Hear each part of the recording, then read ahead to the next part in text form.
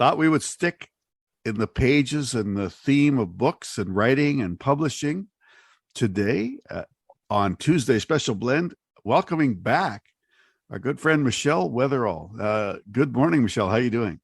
Good morning. I'm doing great, Jeff. How about you? It's been a while. We were before we started this, we were trying to calculate our, I can't remember how long it's been. So, but I'm just glad that you're doing well. You've survived COVID. Did you actually get COVID? No, I never have. Knock on wood.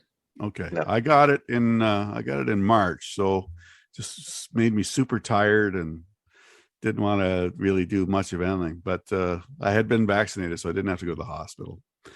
You know what I think is pretty cool is that you've expanded. We've had you on talking about short stories. We've had you on talking about some anthologies.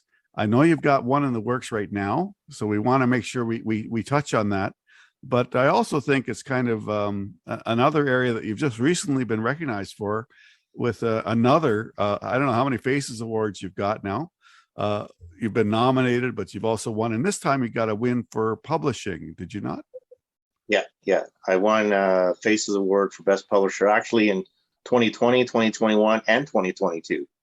So there we go. That's a triple decker there. So I was thinking when we knew we were going to talk about publishing and printing, it's something that everybody sort of knows you got to do.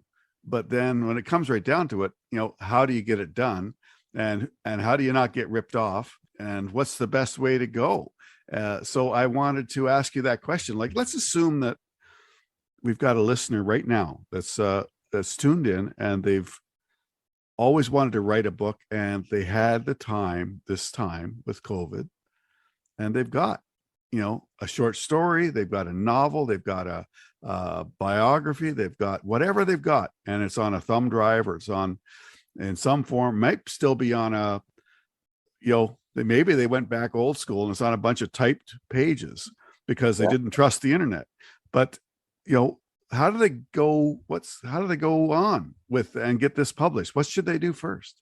Well, it's a good question because I recently just wrote an article on that's going to be published in the beginning of August. And really, it generally speaking, it's always been there's traditional publishers like the big publishing house, there's self-publishing, and then there's this gray zone in between it. And it's that gray zone where the danger lies because there's a lot of, we're seeing the rise of the independent author. And with any successful industry, you also see a shadow industry that tails it. And there's a lot of predatory, whether they're brokers, whether they're printers masking as publishers or other publishers out there that really won't have your best intention at heart. That's a tricky question. What are some things that could happen that could be a bad experience for somebody by one of these predatory I've helped one woman a couple of years ago who had, not going to say the name of the company, but she had been published through them. At the end of the day, she was charged close to about $5,200 to get her manuscript out there, and she ended up getting 0 print copies, not a one. And then when she wanted to get out of that deal and do it herself, she still had to pay because she had unknowingly submitted the rights to them as well. So it was just, and the sad thing about that for a local first-time author, you'll never see that money back, and it's a sad thing because it doesn't have to be that way. And that's one of the things that I've been like originally with Broken Keys Publishing. I was planning to go this route I have gone now in the beginning of 2020, and then COVID hit, so kind of stumbled through the rest of the 2 years and waited for it. But now that we're on the other side of it, I am going full out into this. This year alone, I've published 4 other authors' books, and I have 3 authors under my wing, and we've worked with about 25 so far. So that's the direction I want to go in this. And there is a lot of avenues to really, you need more or less a mentor or somebody to help you through. And my intention with Broken Keys Publishing, yes, we will publish other people's work, but the primary thing is I think there's a book in everybody. And I think there's no reason why they can't self-publish primarily. And if they're not comfortable with that, that's when you start saying, okay, this is how we're going to approach it. Now, what other things would someone not think about after they've written their book? I imagine things like, well, what's the cover? What's the title? Who's going to write the foreword? Do you need a foreword?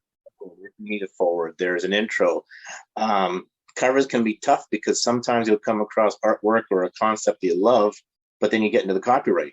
Just because you found it on the internet or wherever you might have found it, somebody might own the artwork. You might have to get a hold of the photographer, or in some cases, you just don't know who owns it. So you're in kind of a limbo land on that one. It can be a risk just arbitrarily doing that. So that's always like I had the first book that was published, not my own title, was called Symphonies of Horror, and I had this one picture that I loved for a while of a violin, and for the life of me, I couldn't find who owned it. And I tried and I tried and I tried. In the end, I basically borrowed a violin from a friend of mine. I basically reconstructed the shot and took a photograph of it, and it worked out even better. But you don't know, like, you've got to be so careful of things like that. You really need to think outside of that. And even just the title, there's a lot of artists, for example, our friend Maddie McKechnie goes by the name Graven. Well, it turns out there's 10 or 12 death metal bands also using the same name. And his style is definitely not death metal. So when you come up with a title for your book, does it have to be a unique title, or can 2 or 3 books have exactly the same title, just different authors? They can have different titles. I mean, you don't want to get something that's a well-established, well-known, like a TV show or a movie, because clearly you're infringing upon rights. But yeah, you can come up with other titles, similar titles. The first anthology that Broken Keys Publishing did back in 2020, and you did a reading for it, was Thin Places. And if you Google Thin Places, you'll find a lot of different hits for titles and businesses and tour places. And it's a common expression, but it's still a name itself. It's a title. And so then let's go back to the that scenario I laid out for you. What's the best way for someone to bring their book to a publisher for publishing? In what format? You would probably put it into a file, like a Word file or something along those lines, double spaced, and submit it. With the traditional publishers, you might not, it can be very difficult to get in with them, partly because more often than not, they're looking for you to have an agent. And there's a whole slew of things that go hand in hand you might have to do in the beginning, and you're guaranteed nothing with it. I would personally suggest, if you're not comfortable self-publishing, and a lot of people aren't, go with a smaller, more localized publisher. But the only thing I would be careful of is try to avoid what was ultimately a print broker masking as a publisher, because they're not the same things. So here's your chance for your pitch then. So why would I bring my my foolscap notes, and bring that to you potentially to help me get it out into the world? Why would you? Yeah. That was the question. Yeah, well, I mean, one of the reasons why I started doing this is my background isn't print and publishing, and I've been doing it for close to 35 years. And I have seen so many people taken advantage of and abused. It just bothers me that it helps nobody when that happens. And there's no reason for it. I mean, one of my biggest things is I want to see people succeed. I want to find out the best avenue for them to go, whether it's being fully published, whether it's for them to self-publish. There are things to do in between. You can get print copies taken care of as a broker, but taking care for yourself to sell at 100% your own profit. It's not a one-size-fit-all. There's a lot of different avenues to go. And when I started writing myself, I always found people having a hard time with that, challenging, because my background, that part of it was so easy for me. And it took a while to come to realize that not everybody has that. Not everybody realizes that. And I think that's why a lot of times people are taken advantage of, or they go down the wrong path. That is the reason why I want to do this. Is it's accessible. We have a technology today, whether it's the digital print, whether it's the print on demand, whether there's ebooks, that we can do so much more, so much easier with very little or no money up front to do it. And that's a great thing. And do people ask you to proofread their book? Some do. And then I guess there has to be a charge for that. That's your time, right? Ultimately, there's different deals that I'll do. One of them is that we'll publish wholesale, and we take care of everything on our end, but it's a percentage of the royalties that we keep for that. The other one is we offer a service of, it could be editing, could be proofreading, could be getting the print, could be setting up formats for ebook layouts or whatnot. And in that case, it's a one-time fee, but it's 100% them at that point. Like they are actually publishing it. Whereas in the other one, if Broken Keys Publishing is publishing it, we take care of a lot of that stuff, but it's an ongoing royalty after that. And is there like a minimum print run? No, and that's the thing with the technology we have now is you can get a print run of like 25 if you want. Gone are the days where you have to order 1,000 or more copies and sit on them in your house or your basement hoping they sell. Your price per copy goes up a little bit, but you can get smaller runs, and it's easy to maintain too, because if you do a run of 25 and it takes a while to sell them, you've only paid for 25.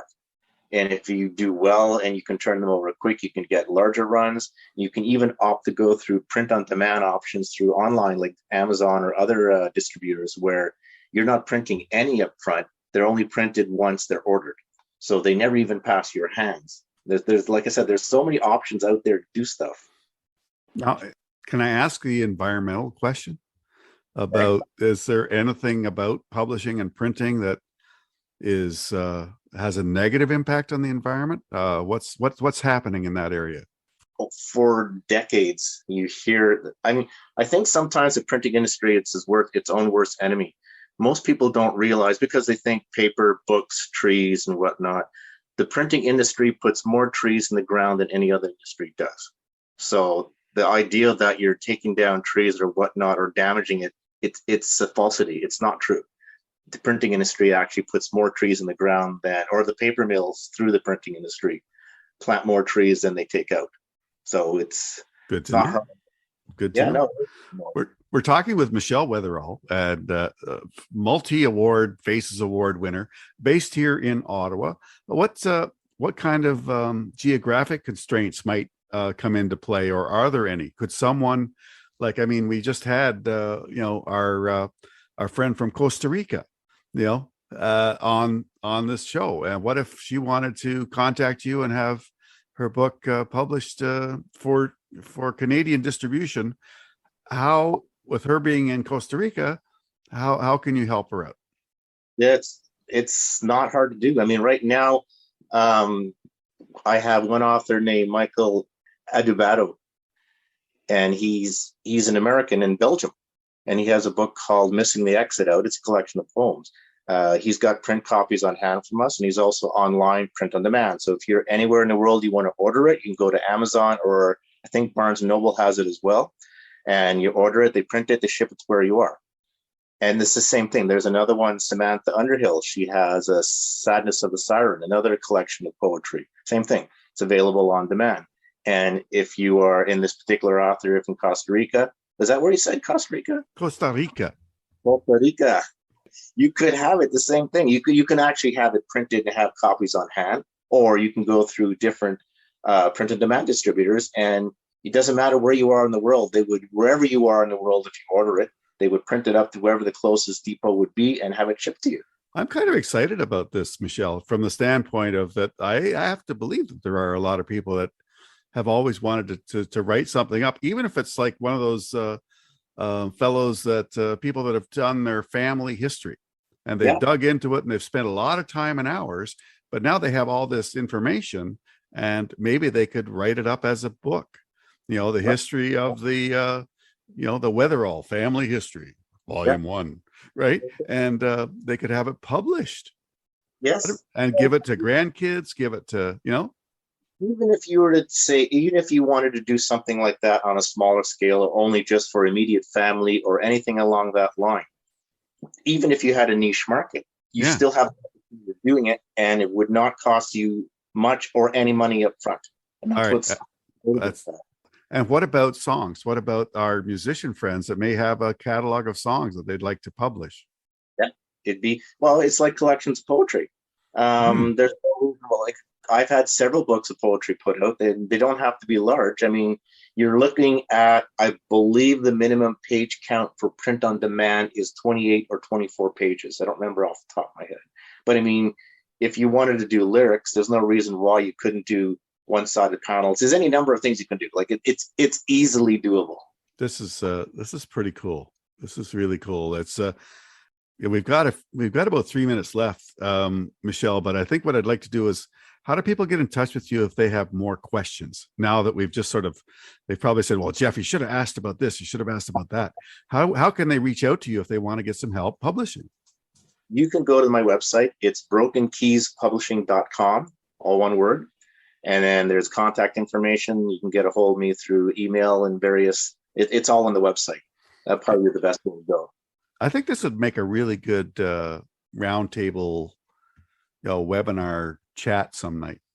Oh, I absolutely. I know a local editor, and I know a couple of self-published authors that are interested in sitting down, because there's a lot of challenges right now with the publishing industry. Landscape is changing. Yeah. And the question we're asking is, how do you navigate these changes, and what force? You should try to do that. You just need some kind of a moderator with a radio voice to keep it all together. I wonder who that could be. Yeah. So listen, there actually is now an opportunity to get something that you may have written or have thought about writing in as a submission. Tell us about your call out right now for submissions. What's it all about? Right now, there's going to be another anthology being released probably at the end of the year. It's open for submissions now until September 5th. The title of it is going to be Ghosts and Other Chthonic Macabres, and it deals with ghost stories or horror stories. That's the end-all be-all of it. You can go to the website, and there's more detail as to the exact what you need to do for submissions, and that's the next project. And would this be like a short story submission? Are there like word limits? 7,500 pages. Pages. 7,500 words. 7,500 words. Yeah. Ghost stories. Has anything along those lines? I mean, you write a lot in that genre, but have you yourself ever personally experienced some kind of event that you couldn't explain? Oh yeah, absolutely. Lots of them. A fair amount of them. Let's not say lots. Let's say a fair amount of them. One that are just, and I don't want to sit here and try to advocate the existence of ghosts, but you're looking at those experiences and you have to say, yeah, but what was it? Mm. You can easily write it off as this, that, or the other thing, but you're still left saying, but what was it? So those are the ones that really intrigue me. Yes. Always great talking to you, Michel. And it's there's a lot of creativity out there in CKCU listener land. So I do hope you get some responses from our listeners. And if you do, make sure Michel knows that you heard about this on Tuesday Special Blend. Good to have you on the show today. Thanks for having me, Jeff. Always a pleasure. Always great. And hey, what have you heard lately? What local artists are you digging? If we want to go out with some music, maybe there's some ghostly kind of vibe music that you could go out with. What's the name of that song? Donnie Darko. Oh, okay. Yeah. I can't think of the name of it off the top of my head. Oh, it'll come to you, and you can send it to me offline, and we'll make sure it gets on the show. Well, thanks so much for rounding out our books and author publisher day, Michel. It's great to have you. Bye.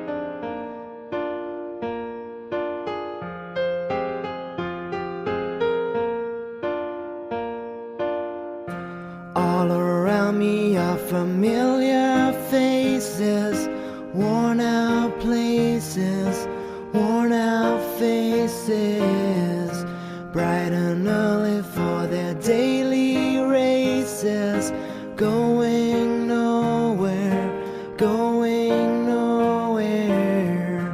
The tears are filling up their glasses, no expression, no expression.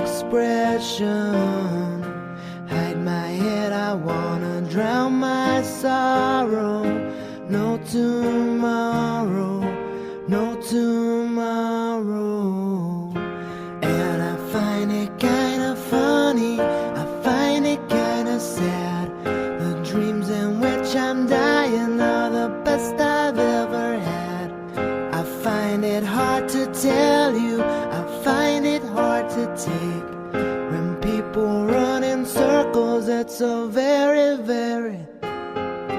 Mad